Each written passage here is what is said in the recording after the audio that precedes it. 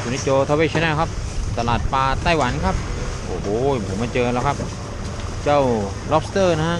750 บาทครับต่อหนึ่งตัวนั้น1 กิโลไม่แน่ใจครับภาษาจีนนะฮะนี่ครับ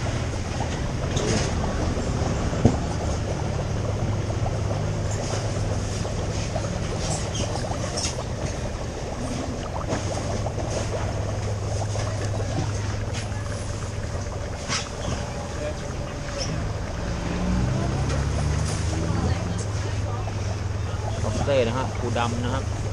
แล้วก็นี่ครับ210อันนี้โล310อันนี้โลละ1,200ครับกุ้งอะไรไม่ทราบ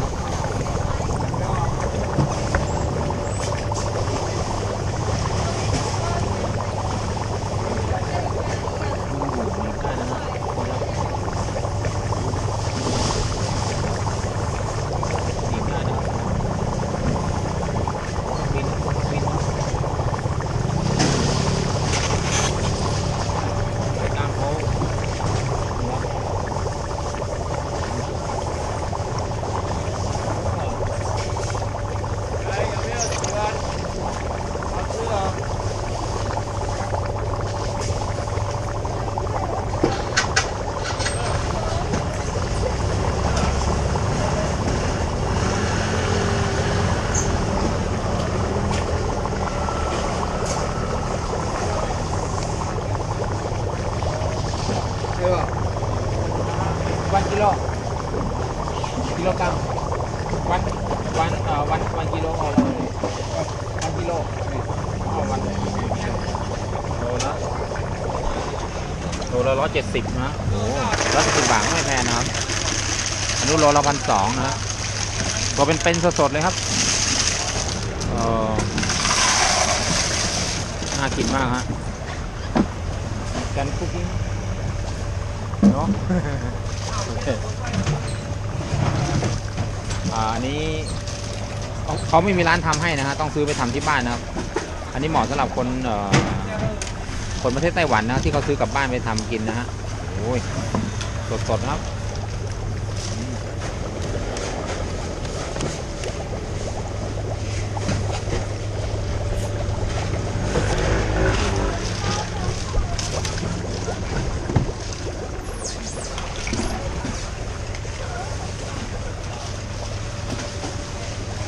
ล็อบสเตอร์สีแดงครับ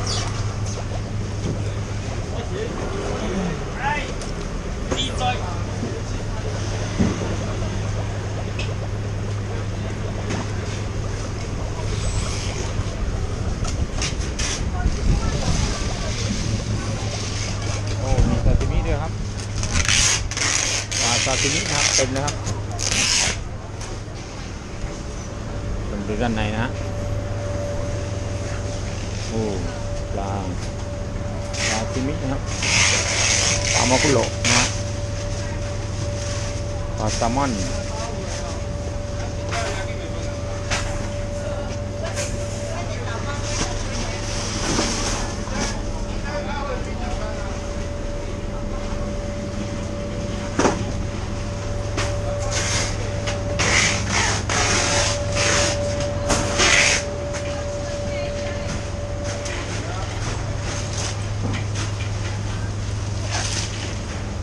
อันนี้หัวปลาทูน่านะครับ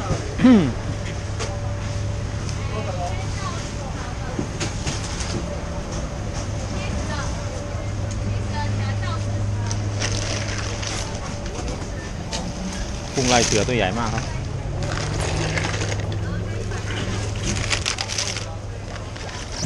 ปูดาวครับ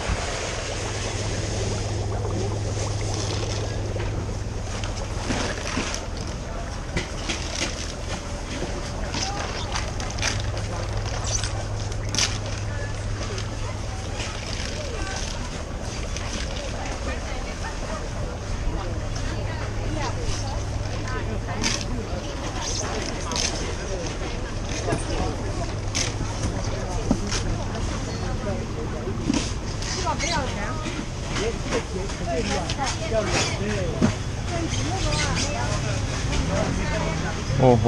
ความอุดมสมบูรณ์ของประเทศที่เป็นเกาะนะฮะมันจะเป็นอย่างนี้นี่เองครับดูปูครับ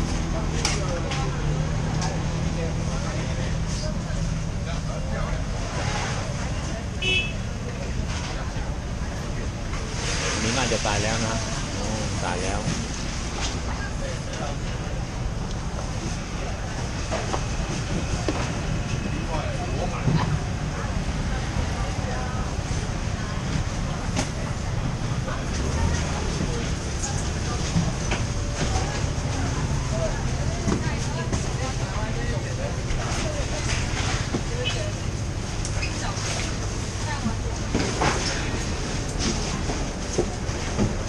เขาจะทำงานแบบเร่งรีบกันนะที่นี่ครับเพราะเวลาผ่านไปรวดเร็วครับปุ๊บปั๊บปุ๊บปั๊บนะฮะนี่ครับจริงๆแล้วผมน่าจะมาเช้ากว่านี้นะฮะเดี๋ยวไม่แน่อาจจะมาอีกสักรอบหนึ่งนะครับเพราะว่าอันนี้ประมาณเที่ยงแล้วนะครับก็เริ่มจะเก็บนะฮะ